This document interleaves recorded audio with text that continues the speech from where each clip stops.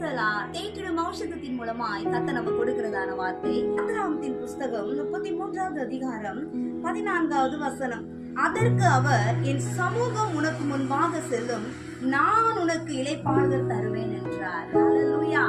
மோசேயின் மூலமா இஸ்ரவேல் ஜனங்களை வழிநடத்துவேன் என்று தேவனாகிய கர்த்தர் மோசேக்கு வாக்கு கொடுத்தார். அவர்களுக்கு வாக்கு பண்ணி கொடுத்த கானான் தேசத்துக்கு நேராக அவர்கள் புறப்பட்டு போகும்போது மோசே ஆயத்தப்படுற நேரத்துல தேவனை நோக்கி இப்படியாய் சொல்லுகிறார், நீர் என்னோடு வராதிருந்தால் அந்த இடத்திற்கு எங்களை அனுப்பாதிரும் என்று, நான் உன்னோடு கூட இருப்பேன், உன்னை வழி நடத்துவேன் என்று தேவனாகிய கர்த்தர் மோசே இடத்துல சொல்லுகிறார். ஹல்லேலூயா.